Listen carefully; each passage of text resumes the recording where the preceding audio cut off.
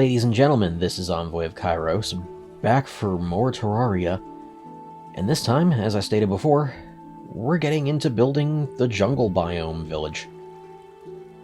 And overall, the idea I ended up going with for it is largely going to be built around a set of Mayan-inspired ruins. As such, I'm actually not doing much for terraforming. In fact, rather than terraforming, I'm actually going to keep the land mostly as it is here, but still pick a relatively flat area, but it's still got a bit of a sag to it, so, you know, the landscape has changed since the ruins were built, resulting in much of the ruination.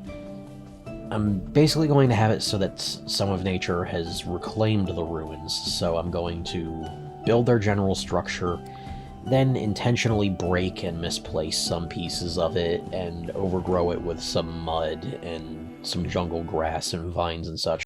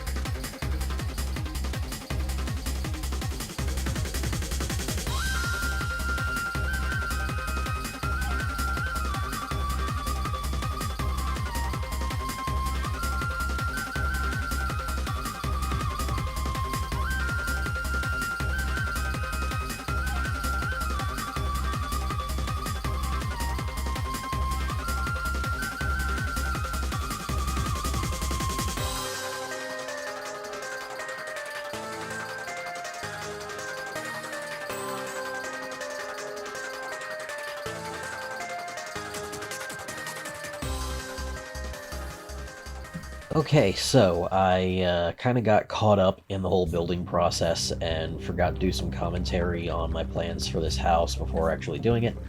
So let's get to that now. So, yeah, a big part of my inspiration here for such a simple home is just that I always felt that the Dryad would be happier with a more Spartan, naturalistic home out in the open. But doing so is kind of difficult when it requires you to have functional walls in order to designate it a home. But with the addition of echo blocks in the build, I can make solid walls, and then just use some living wood platforms that blend into the bushes a bit to make some functional doors. And next thing you know, she has a naturalistic outdoor home tucked under this tree, with a functional and cozy bathroom tucked underneath. Overall, I'm pretty happy with how that turned out. It's simple, but I feel like simple is best for the Dryad. Next, though, I'm going to be putting the Witch Doctor's house in here. I'm basically going to have it designed as though there was an old storeroom set up by Lizard on the borders of this property that he ends up taking over and turning into his home and his shop. And then, of course, you can see from the architecture here that I've built some walls with aqueducts built into them.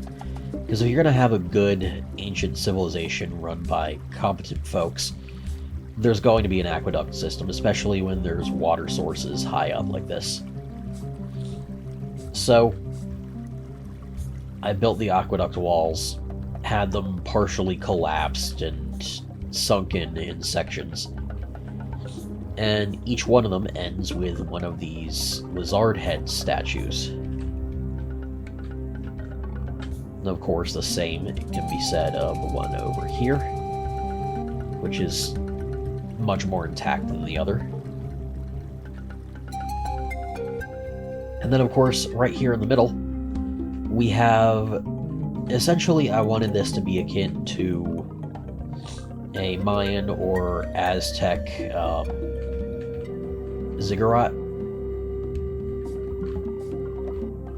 But I also wanted it to be much more open air and without a ceiling because of their worship of the sun.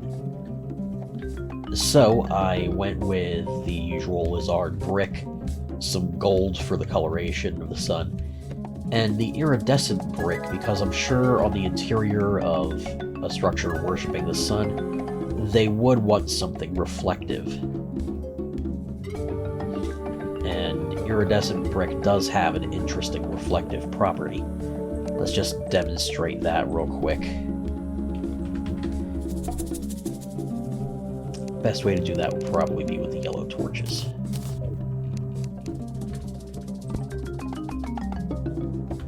So yeah, it's a lot easier to see in the dark, like right there underneath the roots. The iridescent brick does have a slight reflective property, and I feel like that's a pretty good addition to this. And then, of course, because it's dilapidated and so much direct sunlight gets down through the middle of this place, I made sure to have a huge mahogany tree growing up through the middle of the dilapidated temple. And then, since I have the theme of all the pylons being built in the bases and roots of trees, I have one right here in the middle of the temple. General idea that the pylons are actually ancient and were there before, and their natural magic caused these trees to grow surrounding them. And the design of the tree itself is something I'm quite proud of. It feels very natural. Building them from scratch is always just a bit of a challenge. I feel like I rose to that challenge with this one. And then, of course, lastly, I'm going to need a house for the painter. I'm going to be setting his place up over here near the still functioning aqueduct. as that would definitely be a useful resource for a painter. Not to mention I'm going to be giving him a full gallery, and he's going to need a lot of space. So, let's start off with the Witch Doctor's place over here.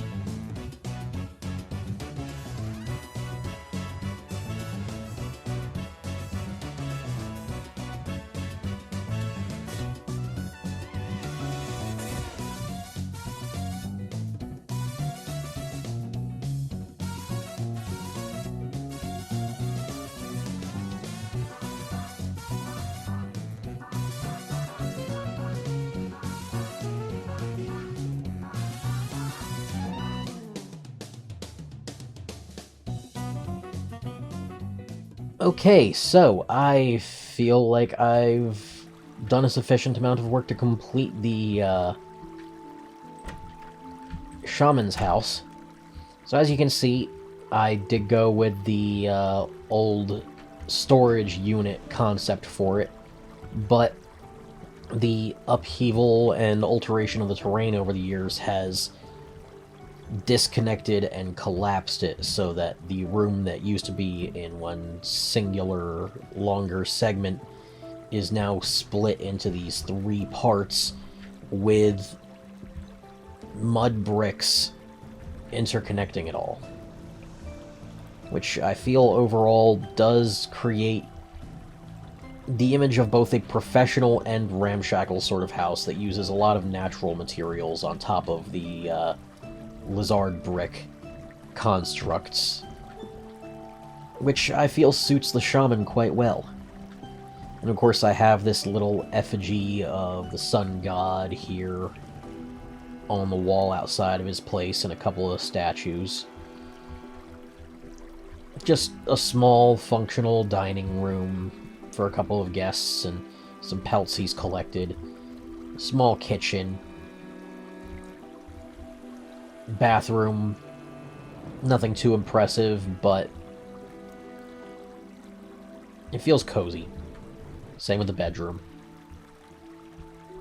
And then the most impressive part of his place is just his workshop for all of his potions and research, which of course includes his alchemy table and his infusion machine for all of his vials of venoms and such.